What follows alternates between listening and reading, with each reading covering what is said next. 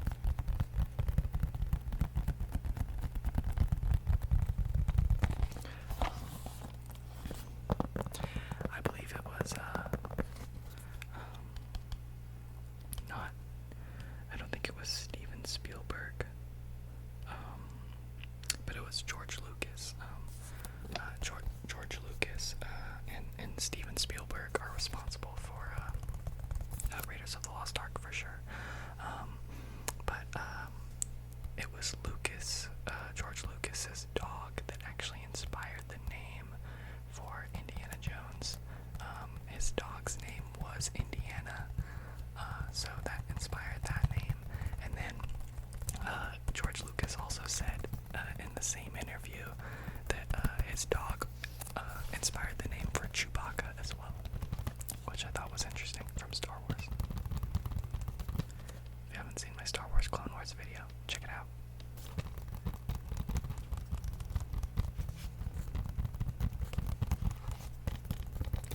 And speaking of Star Wars, in this movie, actually at two different parts, I think, there's a scene where you can actually see R2-D2 and C-3PO in like a hieroglyphic. It's like a stone hieroglyphic, and you can actually just see it like in the background while Indy's like doing something else, which I thought was like really cool, because it's just like a little Easter egg.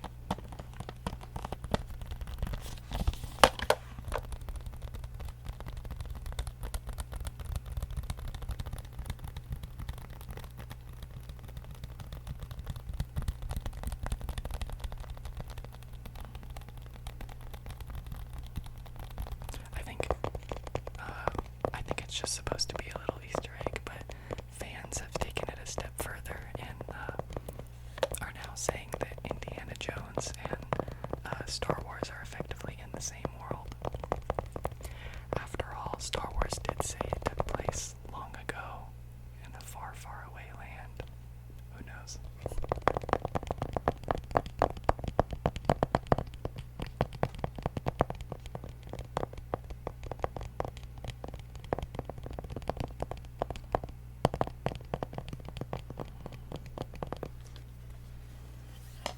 Let's see.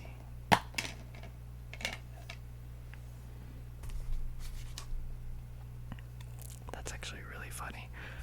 I thought we had the actual movie inside, but this is actually, I don't know if you can see the text, but this is Indiana Jones and the Last Crusade. It's not even the same movie.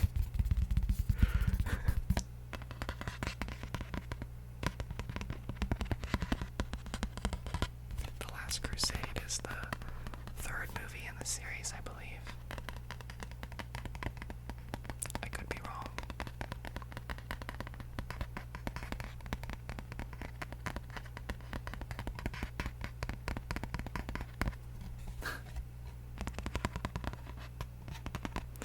But yeah. Alright. And on to the next one.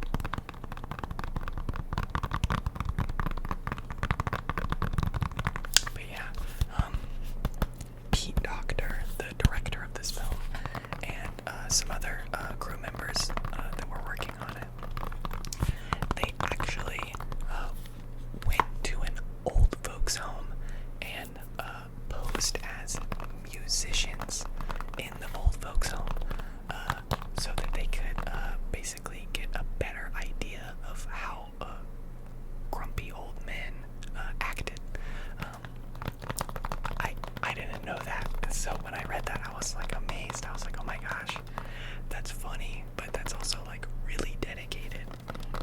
They really wanted to be able to like just capture what it was like to be a grumpy old guy, and they really did, because Carl is definitely a very grumpy old man, and Russell is definitely like the polar opposite of that. He is just like the happiest go lucky like kid ever, with like the most amount of energy possible. Like all kids, I guess. This movie has a bunch of little Easter eggs in it, and it actually has one of Disney's biggest Easter eggs.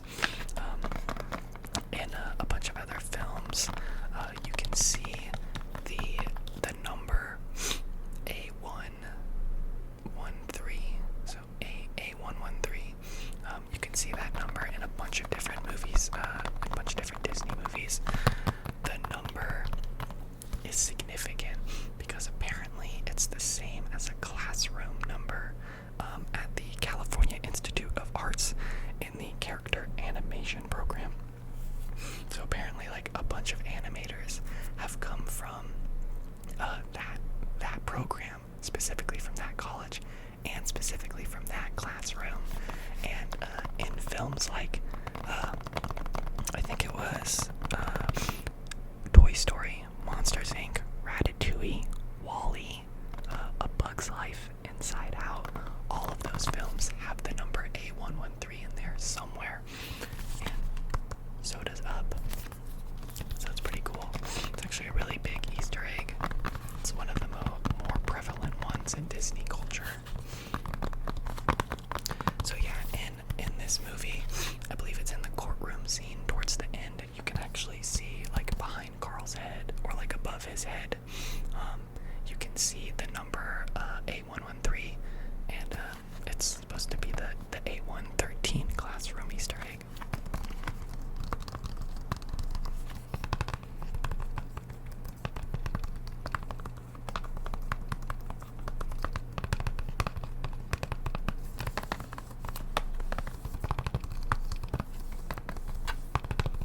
But yeah, that is Up. Let's get to the next film. Alright, and for this last one, I'm sure this is a film that most of you have seen, or at least heard of at some point.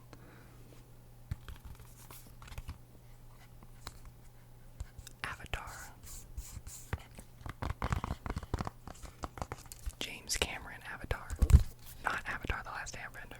This one has the blue alien people in it. I know people have to distinguish between the two a lot, and the best way to do it is just blue aliens, blue people. But yeah, this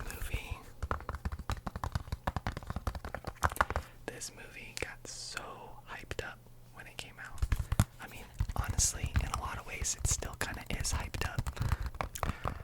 I feel like this movie definitely got overhyped a lot. If around the time it came out, if you didn't hear about it through normal just commercials or anything, there was usually somebody there to tell you about it. I'm actually, I wouldn't be surprised if you hadn't seen this movie, just because this got so overhyped that like you probably would have been annoyed at some point about hearing about Avatar. Like, that's how much I feel like this movie's been talked about. It's a huge movie. Huge. If you do not know Avatar, then I'm genuinely impressed, and I honestly want to commend you for being able to keep away from something that was just so huge. Like, yeah, this is crazy. I definitely, I've seen this movie several times. I've watched it a fair amount. I haven't watched it recently, same as Up. I haven't really watched this movie a whole lot recently.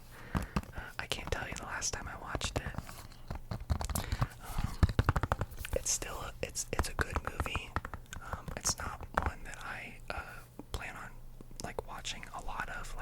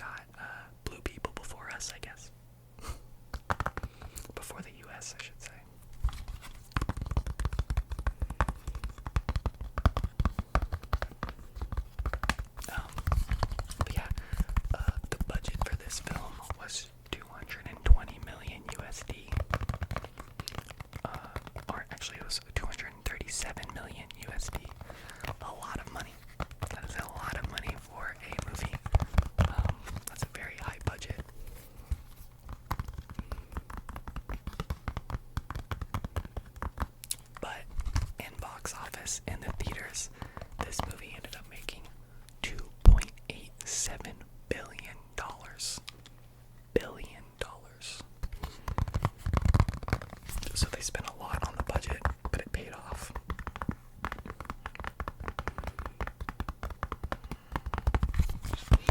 The movie made almost $3 billion, which is pretty crazy.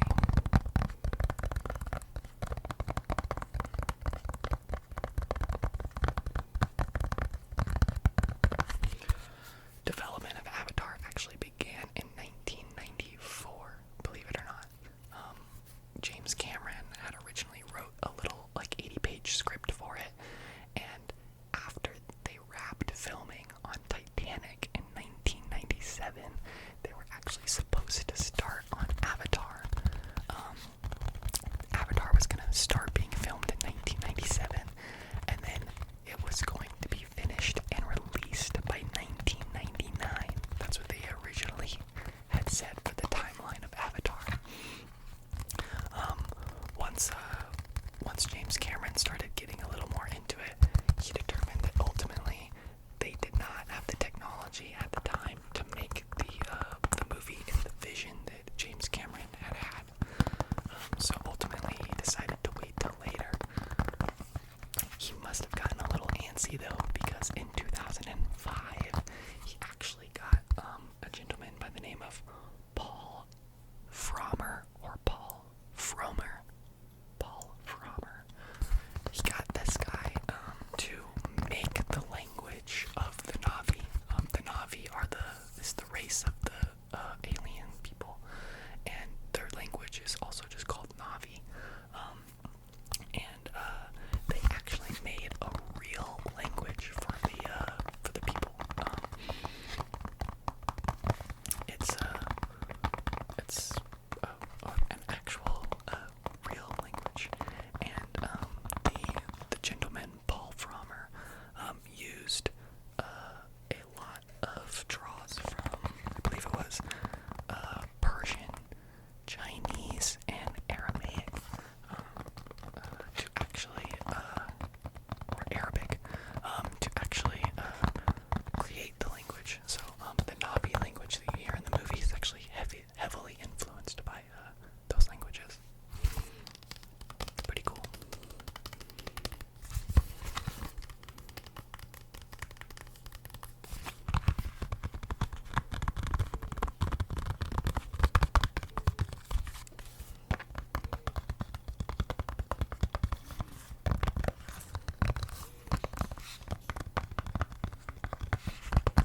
But yeah, let me know in the comments below if you guys have seen all these movies, or if you guys like them or anything. I'd be curious to know just what everybody else's sort of movie upbringing was. I know there's a lot of people who just don't watch movies and still don't. And I know a lot of people who didn't watch movies when they were younger but watch them a lot now. So you never know what you get. But yeah, let me know what your guys' movie upbringing was. Have you guys seen these movies? Did you like them? Let me know in the comments.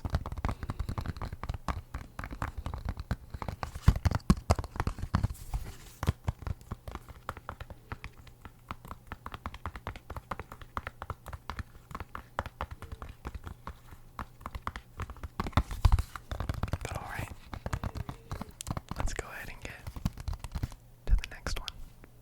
Alright, for this last film, not actually as popular of a film as the other ones.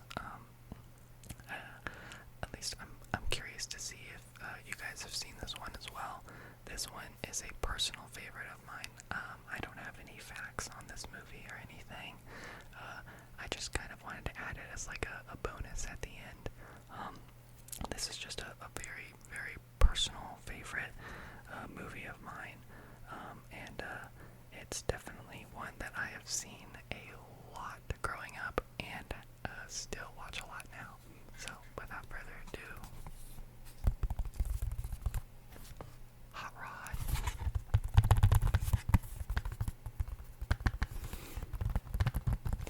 This is definitely a comedy.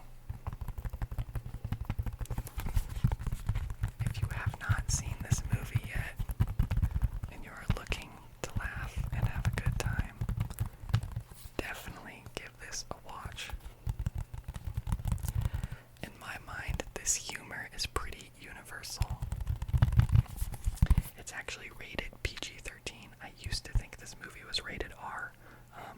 That was mostly just because of the cast that's in it. As you can see, maybe not. It has Andy Samberg, Isla Fisher. It has I forgot how to say his name. It's either Jorma Taccone or Jorma Taccone. Bill Hader and Danny McBride. Yeah, those guys are usually in R-rated stuff.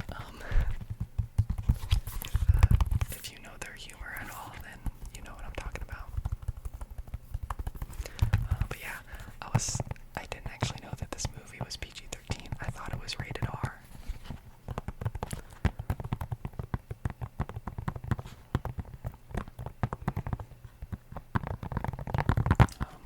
Yeah, this movie is just about Andy Samberg kind of hanging out with his friends, trying to be a stuntman, or like a daredevil stuntman, and he's not great at it, but he's great at trying. So yeah, good movie.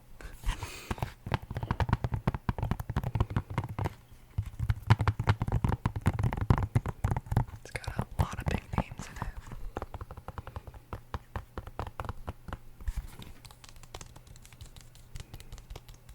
Definitely a very talented cast.